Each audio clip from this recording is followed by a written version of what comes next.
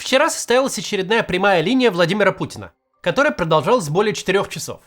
Сказано было многое, еще несколько дней разные спикеры будут разбирать слова президента. Например, о том, что браки между несовершеннолетними – это отличная кавказская традиция, и вся остальная Россия должна брать пример. Впрочем, влияние таких изречений на реальную жизнь россиян невелико. Это как фразы на экране монитора, яркие, привлекающие внимание, но не имеющие осязаемых последствий. Самое важное Путин говорит в течение первых 10 минут. Остальные 4 часа можно даже и не смотреть. В первые 10 минут президент открыто анонсировал нашей стране кровавую баню. Это главное. Все остальное производные. Об этом и вообще о смысле прямой линии сегодня и поговорим. Сначала только вот что.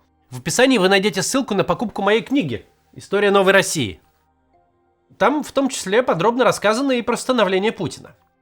Можно купить ее себе или тем, кто интересуется политикой. Как подарок на Новый год, например.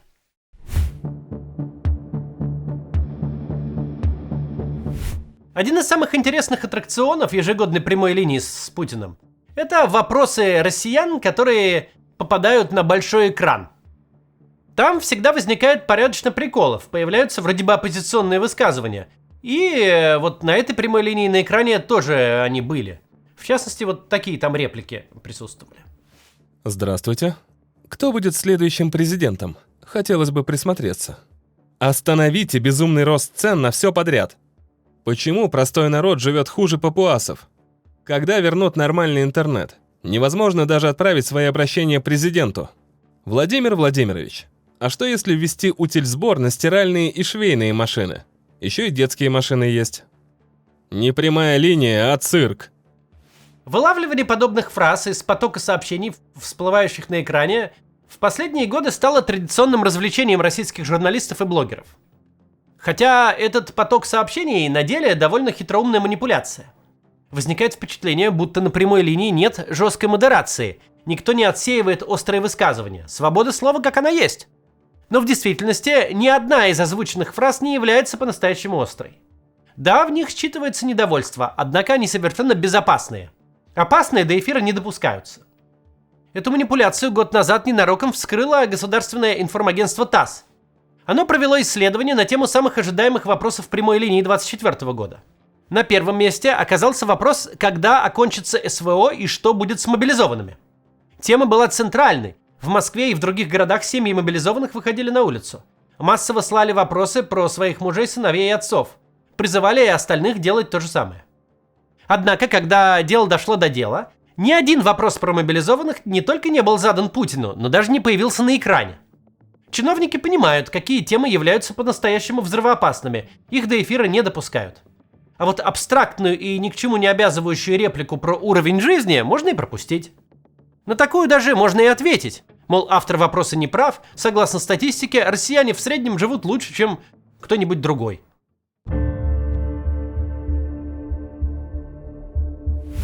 С первых минут, как в кадре появляется главный герой телешоу, студия преображается в ставку верховного главнокомандующего.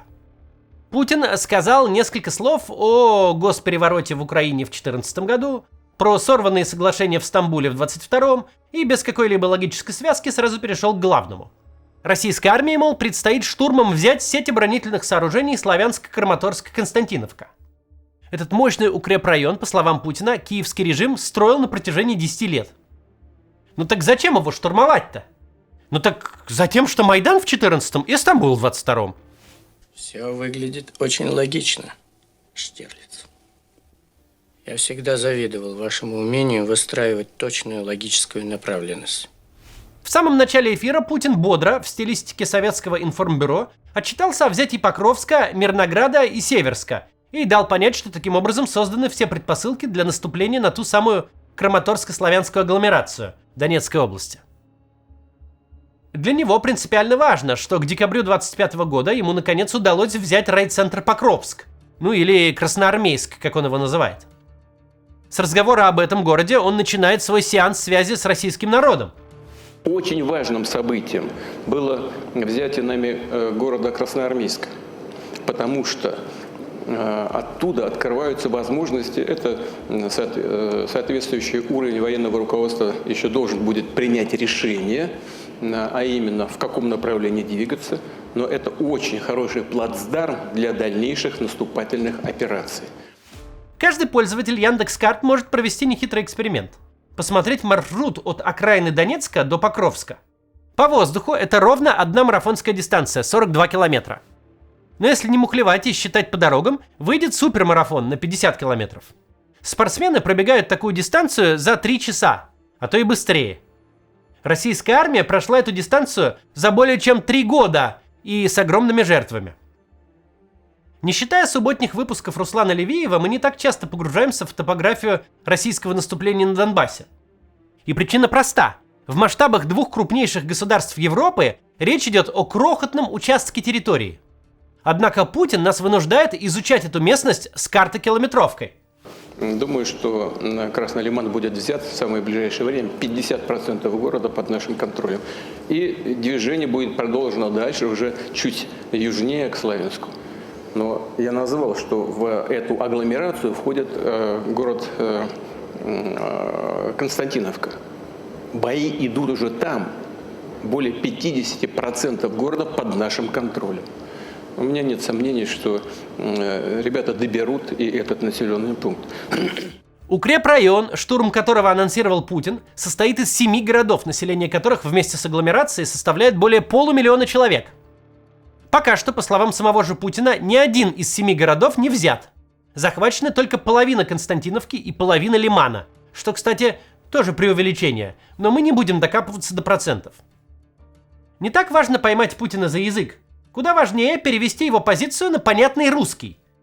Чем мы займемся после небольшой рекламы. Посмотрите, пожалуйста. Если вы эмигрировали или много путешествуете и подолгу бываете за границей, то знаете. Сегодня важно не просто иметь карту зарубежного банка, чтобы платить без проблем и подтверждать наличие средств на счете для получения визы.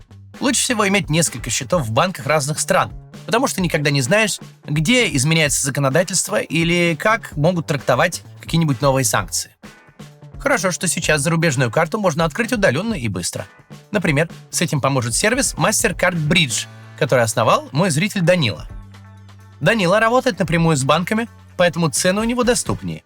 А еще он дает гарантии. Если карту открыть не получится, например, если ситуация изменится, то деньги вернут вам в полном объеме. Также Данила помогает гражданам РФ открыть карту Казахстана. Сейчас ее можно оформить без получения ИИН.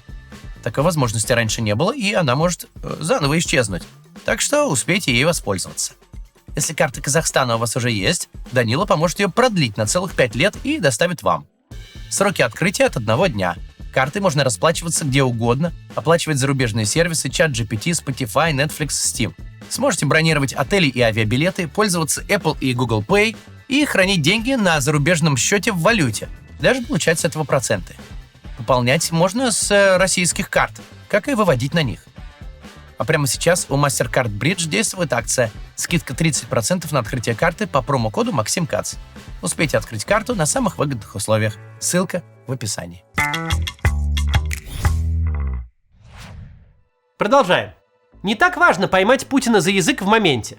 Это дело не хитрое. На словах Путин опять взял Купянск, а Зеленский снимает видео со Стеллой на въезде в город.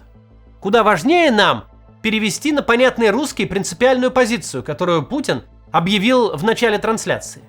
«Я, — говорит Путин, — собираюсь воевать до Талова. Мне нужны те 7 городов. Я за ценой не постою». Путин готов воевать еще несколько лет. Он не скрывает, что готов убить и покалечить сотни тысяч россиян на пятачке в 6500 квадратных километров, что в 2 раза меньше самой маленькой российской области. И, конечно же, Путин готов превратить более 500 тысяч русскоговорящих местных жителей в бездомных беженцев, ведь после интенсивных боев от городов и сел останутся только руины. Однако разбитые кирпичи, щебень, бетонная крошка и заминированная земля под ними представляют для Путина какую-то сверхценность. Людские и материальные ресурсы России, десятки триллионов рублей, будущее десятков миллионов россиян – все это обменивается на строительный мусор, непригодную для хозяйственной деятельности почву. Путин не говорит, что, совершив этот обмен, то есть дожав Донецкую область, он намеревается окончить войну. Из некоторых его заявлений и интервью может сложиться такое впечатление, будто бы война идет только ради 6500 квадратных километров. Вот да захватят их и стоп-игра штыки в землю. Однако напрямую Путин подобного никогда не проговаривал и своих претензий на 4 украинские области не дезавуировал. Но даже если бы это было и так, если бы последним камнем преткновения оставалась одна агломерация, этого уже достаточно, чтобы война не была завершена ни сейчас, ни через год. Из слов Путина следует: государство с дырой в бюджете и коэффициентом рождаемости 1,4 ребенка на женщину может растратить себя на развалины 7 городов. И ни приказы экономики расти, ни детские браки ситуации не поправят.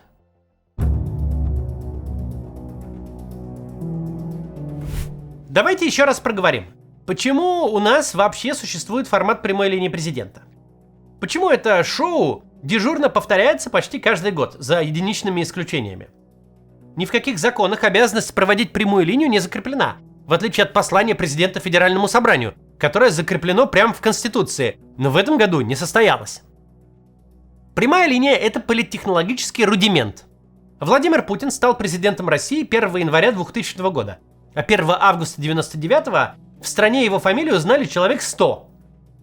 Президентом России стал человек без биографии, без политической платформы, без истории выборов. Он никогда никуда не избирался. У него не было внятного предложения, никакой программы. Всего за 4 года до того, как он занял главное кресло в стране, Путин был чиновником 4-го эшелона и работал в питерской мэрии. Если бы наш канал существовал на рубеже 99-2000 годов, мы бы оказались в огромном затруднении при составлении прогнозов. Ведь президентом России становится очень малоизвестный человек, который за всю жизнь дал 2,5 интервью. О нем есть лишь 3 заметки в местных питерских газетах. Андрей Бахметьев из 3-минутной рубрики «Очумелые ручки» передачи «Пока все дома» стал бы кандидатом в 1000 раз более известным и внятным. Единственное качество Путина, которыми он мог похвастаться: он молодой, здоровый и не пьющий. Яркий контраст с Борисом Ельциным, который просто разваливался на глазах, чьи публичные выступления были пыткой как для него самого, так и для слушателей.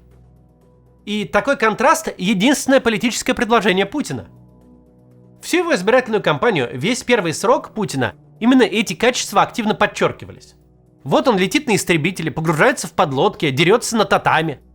И способен долго сидеть перед камерой, членораздельно говорить по-русски и не уезжать после этого в реанимацию. Кажется, что способность внятно говорить по-русски без выраженных дефектов речи, не умирать посреди фразы – это очень низкий порог входа в президенты Российской Федерации, требование примерно как к официанту. Но посмотрите на всех наших лидеров с тех пор, как появилась звукозапись. Путин в этом смысле сильно выделяется на их фоне. То, что было политтехнологией, стало традицией, превратилось в аттракцион ручного управления страной. Причем стала настолько важной традицией, что она не прерывалась даже когда Путин был премьером. Тогда он вручную отапливал подъезды Северодвинска, дарил девочкам щеночков, наказывал нерадивого мэра райцентра. Работал Дедом Морозом, короче говоря. Нельзя сказать, чтобы с самого начала в этих прямых линиях были какие-то острые вопросы общеполитического свойства. Но поначалу действительно кому-то удавалось пробиться, дозвониться, задать не самый комфортный для Путина вопрос. Со временем это все пофиксили. Звонки в прямой эфир закончились, вопросы задавали организованные группы граждан, ожидавшие на морозе под присмотром организаторов, или какие-то специально назначенные селебрити вроде Влада Бумаги.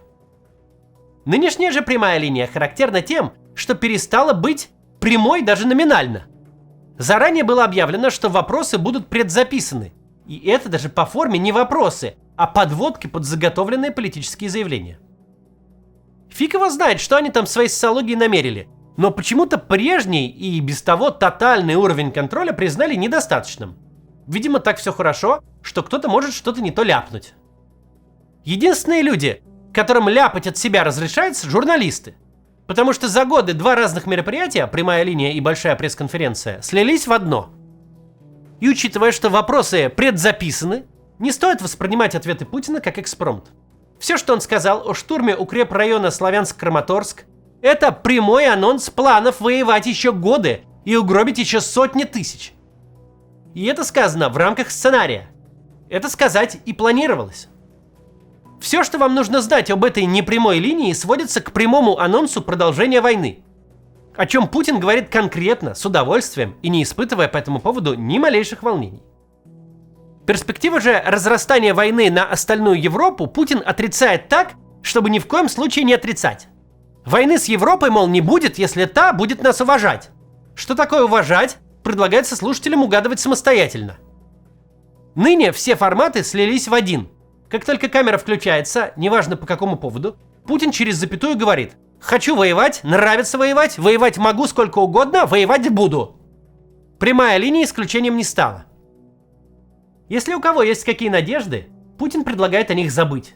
Примерно третий раз за пару недель предлагает это сделать. Никакой рефлексии или сожаления, никакой ответственности за гибель людей. Для него все идет отлично и всегда бы так. До завтра.